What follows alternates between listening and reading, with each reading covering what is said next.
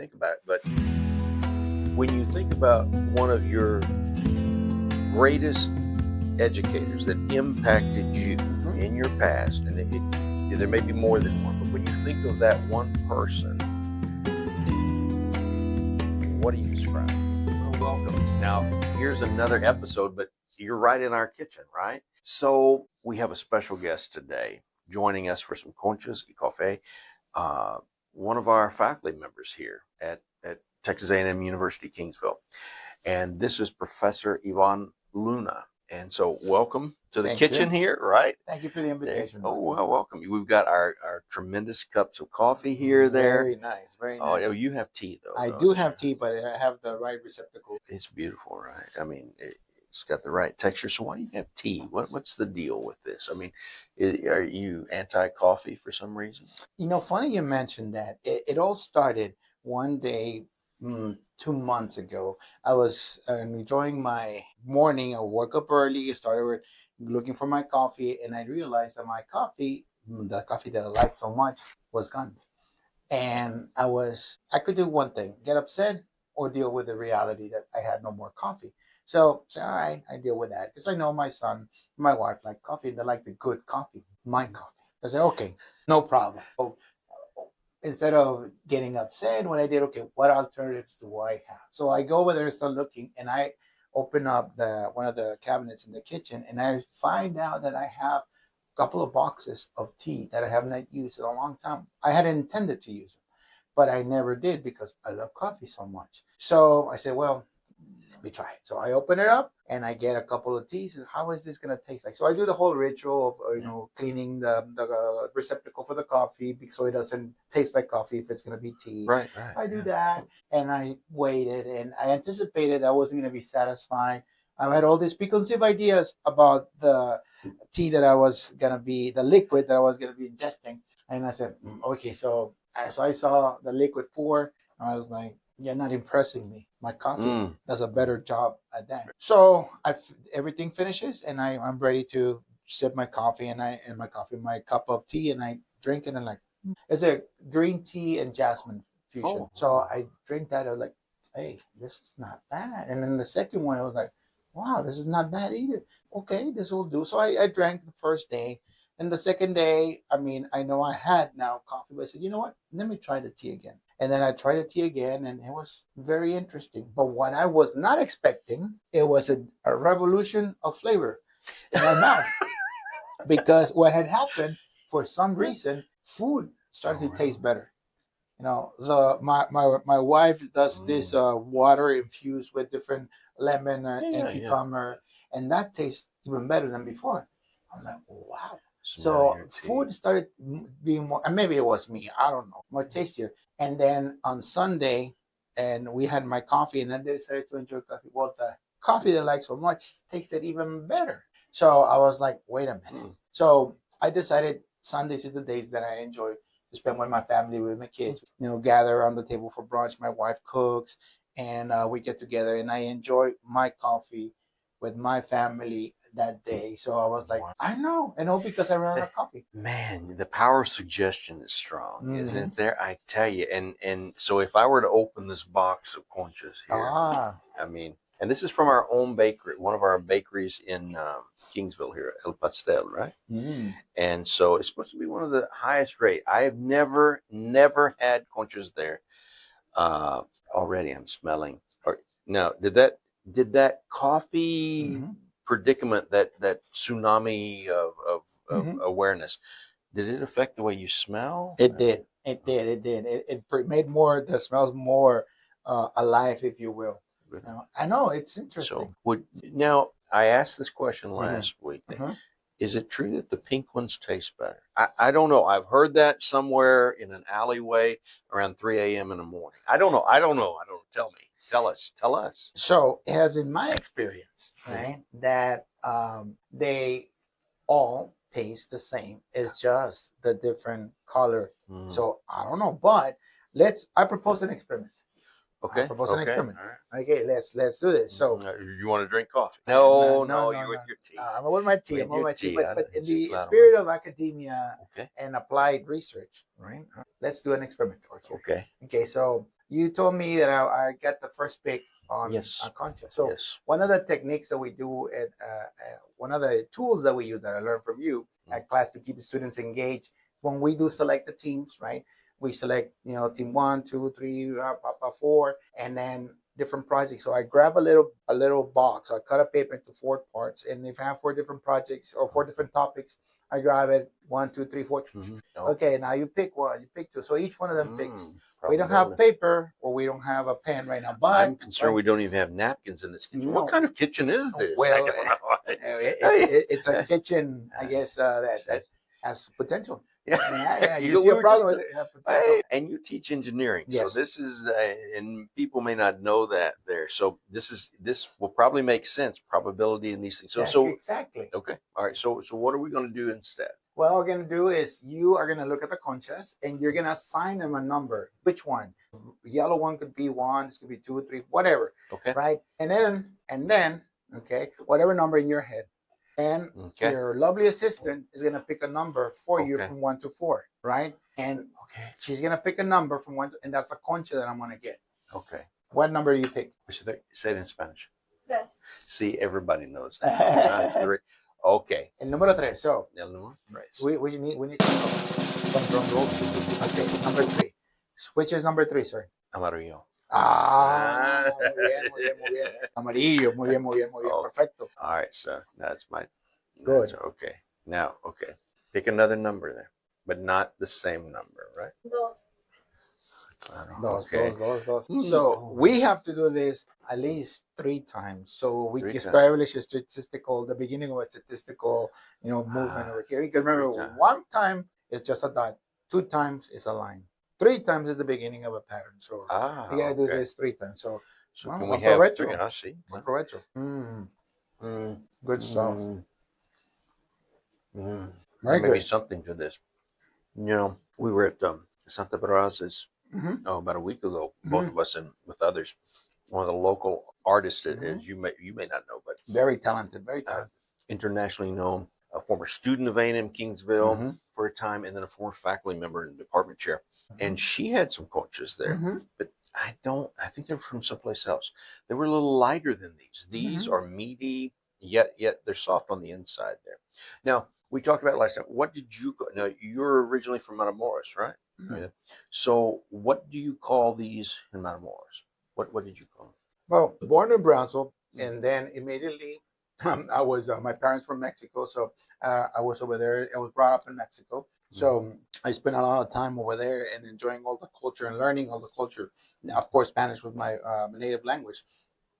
And these conchas, believe it or not, over there, they're called conchas. But my father was originally from Mexico City.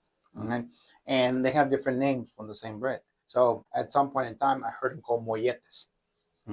Molletes. But in where we're from, in the South Texas region, Tamaulipas, North Tamaulipas, Matamoros, South Texas, Brownsville, this is known as conchas, right? So the shell. Conchas, yes, exactly. Like the shell, like a turtle has the shell, the concha. Exactly. So if you look at it, it kind of looks like a turtle shell or like a seashell. It looks like a shell. So it's pretty good. Now let me tell you something about conchas. So my wife's favorite concha color is the white one. My daughter's favorite one is the chocolate one. My favorite one is the one they leave. It goes. I mean, I really have. I'm no. And you were concerned about your coffee going missing. A lot of things are going missing at your house. I know. I'm starting to see a call pattern. the police or something. I know, right? I know who the culprit is. I know. You know, that's funny because one time, one of the things that I like to eat a lot, right? And I tell my son that eating is not about just consuming, your daily food. It's about the experience. And I think we had a conversation at one point in time. It's about the experience because, it's a sacred moment to be enjoyed with good company, right? So I tell my son that, enjoy every bite that you have, flavor it, savor the flavor, enjoy it, and, have a good have a good experience. Don't just devour the food. I know you're hungry, Ivan or Andres, but you'll hear me say that. Tranquilos, enjoy the food. This is about the company. Let's have, like right now, having a good conversation, a good drink. And one of the things that we do, and this reminds me a lot when I was growing up in Matamoros, in my parents' house, we used to always eat all of us together as much as we can, especially when we were growing up. But the interesting part of the meal, of course, was having the meal, see what my mom had prepared or what was in our table. But what we call la sobremesa, the conversation that you have at the table after you're done eating, la sobremesa. So that's where you have, most of the adults sit down and start talking, or with the family, depending who's over there, we start talking. Hey, so what are you gonna do this week? How did it go? We talk some business, not business. We talk about some stuff and do what we're eating. But afterwards is when we have the conversation, or if we have to talk about something important. We talk about that. But la sobremesa is something we do, and usually when we do sobremesa is with coffee and sweet bread. That's interesting. So this is powerful. Memorable. Yes. Meaningful. Yes. Equals powerful. Yes, sir. I'm telling you, so we make it matter there. So you're in the education world, but you're also in the engineering world. You're kind of like a unicorn. Maybe people think that, maybe they call you superhero. I don't know. I digress. But what are some challenges you're seeing now? The South Texas region is different. You've already said, look, you're by the international border, you were back and forth, very fluid. And that's what some people may not understand. It is very fluid. It's just a line, a political line, but both sides of that line share a lot of the same culture, a lot of the food, the people, all those things. Yes, sir. So what about education? What are we seeing now? What are you dealing with? Kind of educate us on this, because we're all in this together. Well, from the education point of view, it is to me one of the greatest honors and that I have had in my life. I didn't know that until I started. It dawned on me the responsibility that a professor has. So you heard me say about this. So I'm gonna go back to soccer. Like I always, because I don't like to lose. Right? You do not like to lose. I don't like to lose. We had this conversation a long time ago. Yes, sir. I mean, a coach. Exactly. So being a coach really did help me a lot into how to interact with younger minds.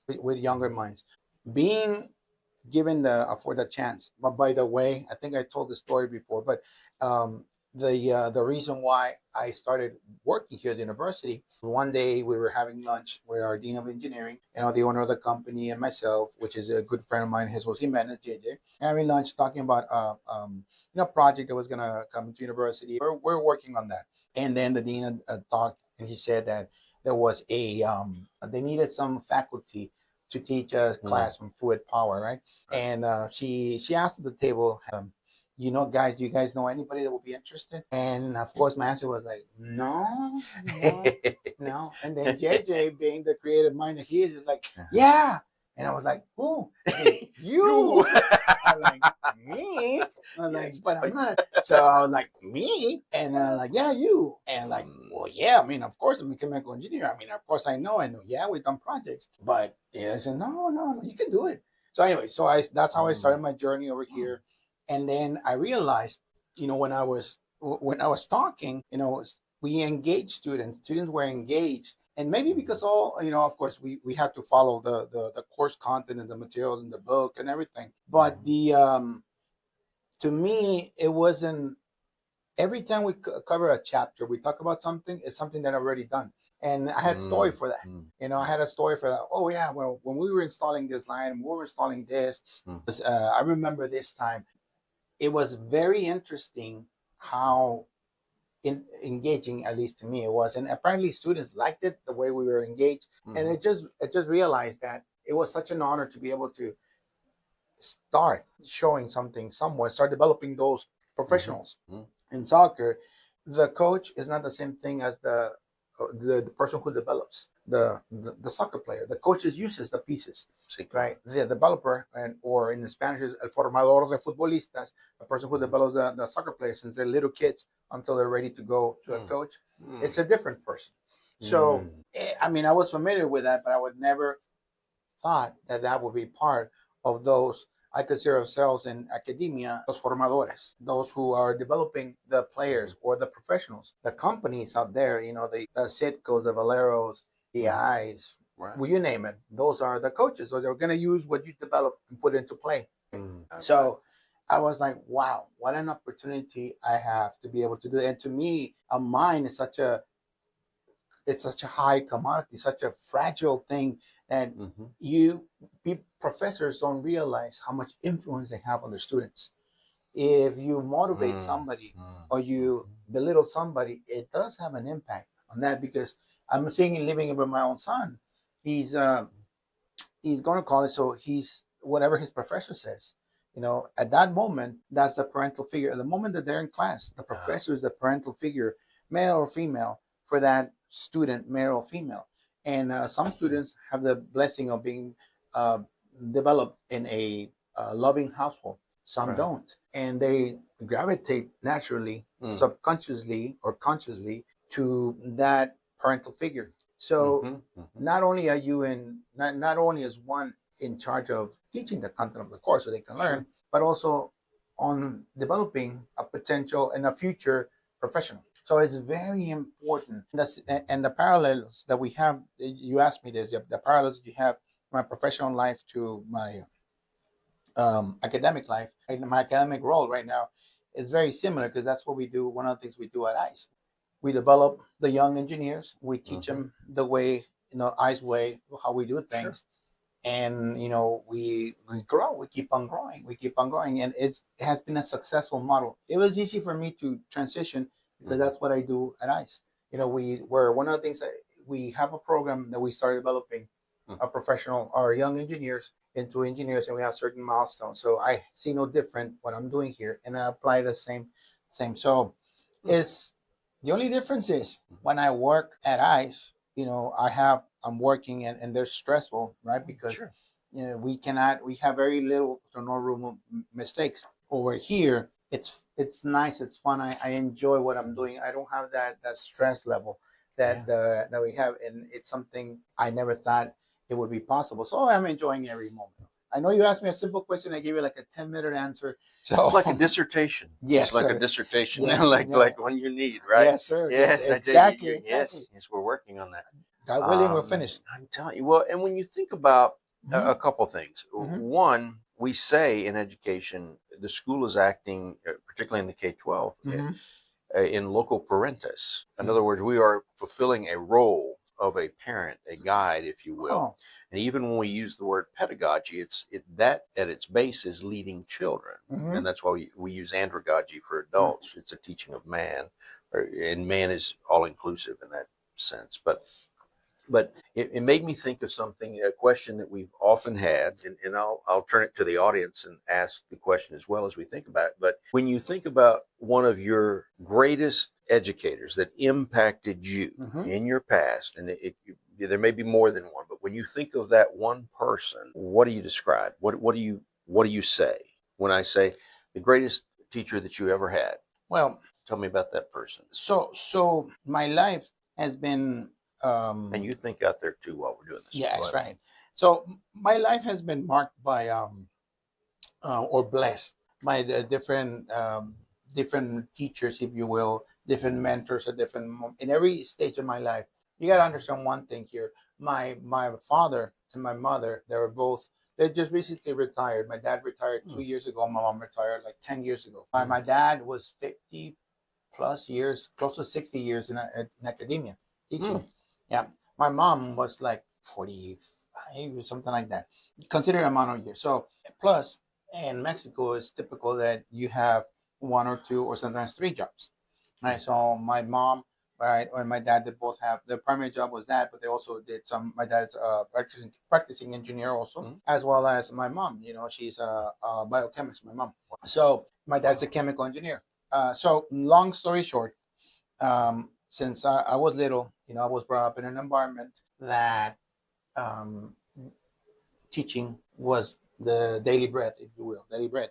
So it was interesting. And both my mom and my dad had different ways of teaching. My mom was a superb teacher. Well, she's no, my mom, thanks to the good Lord, she's still with us as well as my dad, but they're no longer practicing. So my mom, you asked her something and she would explain in detail, especially the chemistry part. She loved chemistry. So at the table, we used to, you know, we used to nerd out a lot in the house, when it comes to chemistry. Around the table? Yeah. Like Oh, yeah. oh, Yeah, okay. yeah.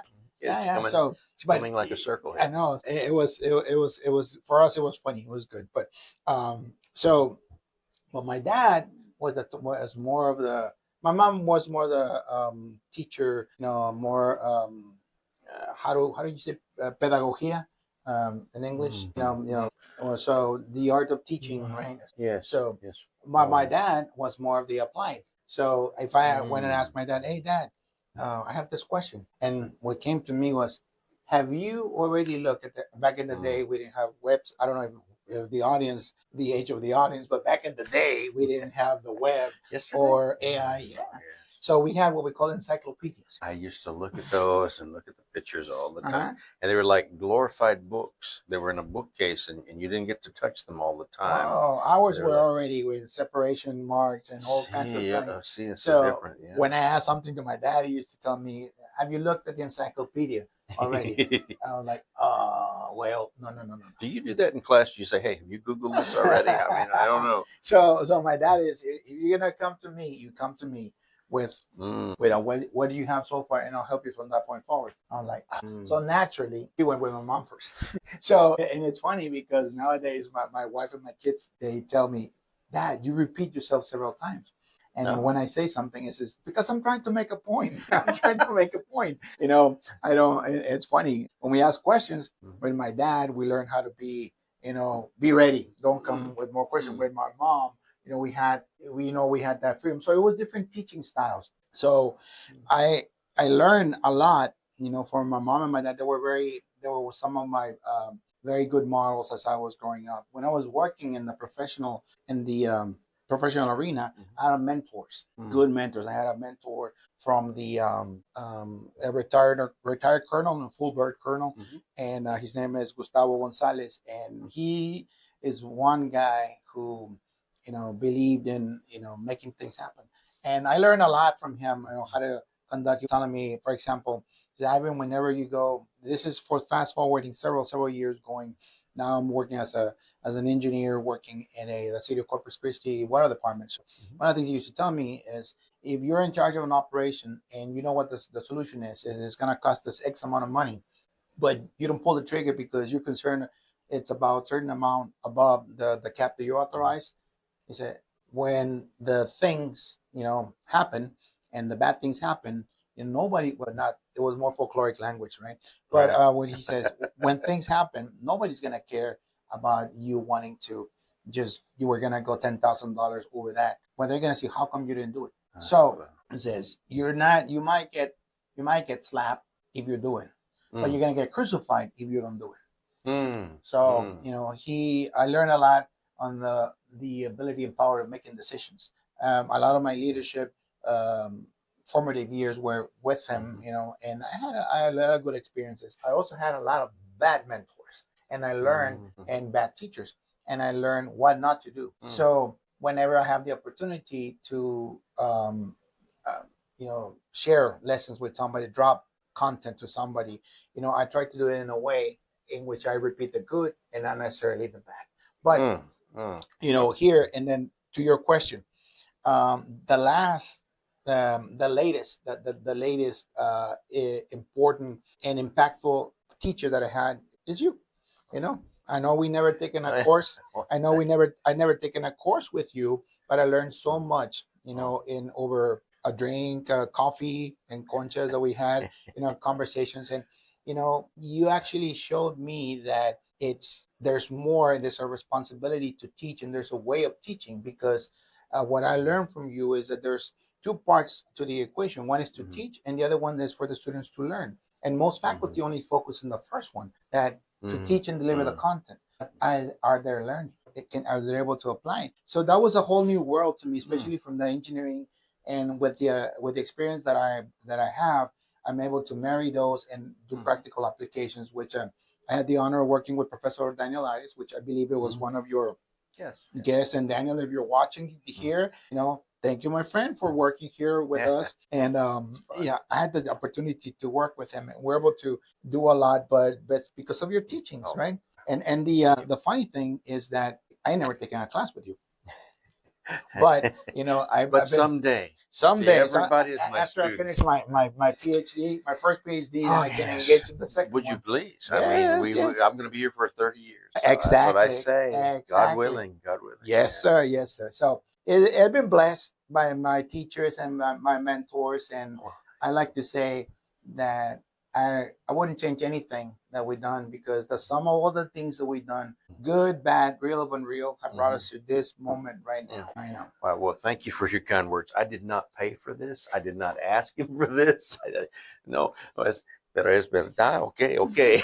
I'm not going to argue with you. Okay. But thank you for your kind words. But really, when you're describing this, I want to draw this attention for everybody out there. Oftentimes, more times than not, when we ask somebody, tell us about an educator, a teacher that impacted your life. You know, the one thing that is the lowest, the very bottom is content knowledge. Very rarely will we say, I hated that instructor, I hated that professor, but I learned, and you start to go through it. Fluid dynamics is this or whatever you're going through. You didn't do that, and most people don't, and I wouldn't. For educators that impact me, it's what they did for me as a person, as a learner, it was more. I don't want to say it's about the way they make you feel, because sometimes I didn't feel really good. I didn't make my highest grades with my best educators. It was a struggle at times, but it was more about the environment. It was more about the learning. It was more about me developing than the content. And I think that's a lesson for us there and for everyone, right? Stop hyperventilating, concentrating, hyper-focusing on the content. We think as educators that we have to know every answer out there, and this is our call. And we do have to have expertise. Otherwise, we wouldn't be doing it. But it's more about allowing the learner to do what they need to do, to be free on that, and to build them up, a community builder, if you will, in that class setting. That makes a better educator, I think. And that's what our students should replicate, what you're describing. No one ever walked out of the class and said, well, he's the best or she's the best because she knows X, Y, and Z. Well, just because you know it doesn't mean you know how to teach it or that you care about the people. And and we talked about it before. One of the questions I ask of whenever I sit on a faculty panel is, why do you want to work with our students specifically? I don't care that you taught 100 classes over, whatever. I want to know why you want to be here with ours. And the same as a parent, I did the same thing. Is that school right? Is that teacher right for my child? I know about the other 18 things you've done and all the letters after your name. I don't care until I know you care, So I don't know. What do you think? No, I think you're right on point. I think that it is very important that the faculty, the professors, they care about the student and the impact that they are going to have in the students, because it doesn't matter the subject, just like you're saying, the content. It matters how you teach it and why you're teaching. I think is very important. Why is the reason that you're teaching? Like in my case, I'm doing this because I love to do it, right? Not because I have to do it, right? So that, I don't know. I know that it might make a difference, it might not, but I take this super serious. Going back to soccer. Okay, I prepare for class. Like I prepare for a soccer game, because I don't like to lose, right? So we have air conditioning. This is private jokes, but you're going to get them. Exactly. It makes sense. No, it does, because I'll touch on that. I'm glad you said that, because going back. So when I deliver a lecture, I prepare for the lecture every day, and I know by now I've done it after several semesters. Well, like 5 semesters already. I already, I know the content, and I can lecture with that, but I want to prepare because I want to stay relevant. So I gotta start reading. Depending on the subject, I want to start reading, and every day thanks to the good Lord, we have different experiences. And how do I incorporate it? So my lectures, if you were to see some of the lectures, they're not the same all the time. The content might be, but it's different, and that's because I care. Because the easiest part would be just to record. Here you go. Adios. Now, I mean, even some classes that allow that, I don't do that because I like to offer the student the interaction. And lately, I've been asked to teach master level classes. Imagine the honor to teach a master level class. And that's what we're talking about. Yes, it's something new, something fresh. Okay, go ahead. Yeah. So it is a challenge because, I mean, at that level, you already have the students, they already accomplished something and they want to accomplish more. So the level of rigor, exactly. So it increases. So how do I give them the best of me? Right? How do I give them the best of me? And I know, and they're expecting something. They're paying for something. They're expecting something, and I want to deliver. So I prepare even more, and I try to do more. And for me, I'll want my child to have a good professor because nowadays, after the pandemic, things change dramatically. Yes, things change, especially in the way students learn dramatically. We became aware that we not necessarily need a person to deliver content. The content could be obtained nowadays from the web, internet, from different programs. I mean, hence so many online classes, online programs, right? And the book is the book. It hasn't changed, and the concepts have not changed in hundreds of years, right? And they will probably not change for more. But, in some sciences. Well, other thing. Yeah. So it's important, and I realized with my son, because he was able to, when he was little, I was coaching him using the conscious guy. The conscious was coaching, and we were using in the math. We were using the Kumon method when he was little, and they did that with my two kids also. But he learned, and I realized that during the pandemic, he learned how to learn by himself. So he was using a lot of the online resources, and he didn't ask me as many questions, and less he was just learning. Until one day I asked him, "Hey son, how come you haven't come to me and asked me questions?" He said, "Oh, because I Google, I Google the question, or I do this and I do this and I do that, and my professor posts this," and I was like, interesting. So how do we teach to kids that or to students that are now able to learn if the material is there, right? So that is something that very important, and I want my son to have a good experience and have a good teacher, a good mentor. So it is very important, for me to be. I cannot teach my son, right? But I would like for him to have good professors, and every student that I try to struggle as if my son was teaching, getting a class with me.